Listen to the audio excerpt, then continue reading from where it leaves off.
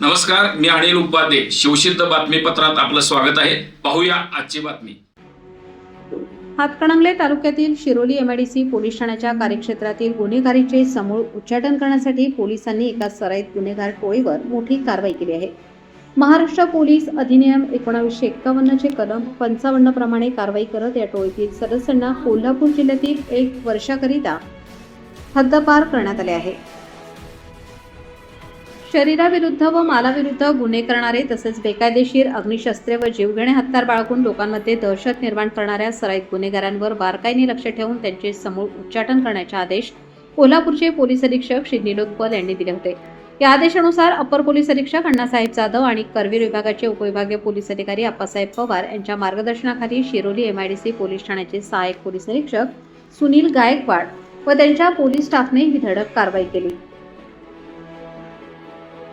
एकूण 6 जणांवर ही हद्दपारीची कारवाई करण्यात आली आहे. या कारवाईमध्ये टोळी प्रमुख म्हणून 35 वर्षीय शिरोलीचा माजी उपसरपंच व विद्यमान ग्रामपंचायत सदस्य अविनाश अनिल कोळी याचा समावेश आहे. कोळी हा राजकीय झूल पांघरून गुन्हेगारी कारवाया करत होता. तसेच 34 वर्षीय श्रीकांत तानाजी मोहिते, 31 वर्षीय कार्तिक परशुराम राजुरीकर तसेच न्यायालयीन कोठडीत असलेले या टोळीतील सदस्य अनिकेत आनंदा कांबळे ऋषिकेश उर्फ प्रताप शिवाजी भोरे हे पेठवडगाव पोलीस ठाण्यातील एका गुन्ह्यामध्ये सध्या अटक असून न्यायालयीन कस्टडीत आहेत. तसेच या टोळीतील आणखीन एक सदस्य अली उर्फ जमीर वालेचान तानेखान हा सध्या फरार असून जेलमधून बाहेर येताच त्यांना कोल्हापूर जिल्ह्यातून हद्दपार करण्याची कारवाई पोलीस प्रशासनाकडून केली आहे.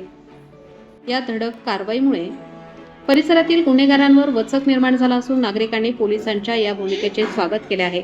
दरम्यान शिरोलीच्या माजी सरपंच व विद्यमान ग्रामपंचायत सदस्य अविनाश कोळी याच्यावर कारवाई झाल्याने शिरोली परिसरात एकच खळबळ उडाली आहे. कोल्हापूर जिल्ह्यामध्ये राजकारणाला गुन्हेगारीची कीड मोठ्या प्रमाणात लागली आहे. त्यामुळे अनेक सराईत गुन्हेगार राजाश्रय घेऊन गुन्हेगारीमध्ये आपले वस्तान बसवले आहे. पण पोलिसांनी हा राजाश्रय मुळासकट उपटून काढून पांढरपेशा गुन्हेगारांच्या मुसक्या आवळल्या पाहिजे.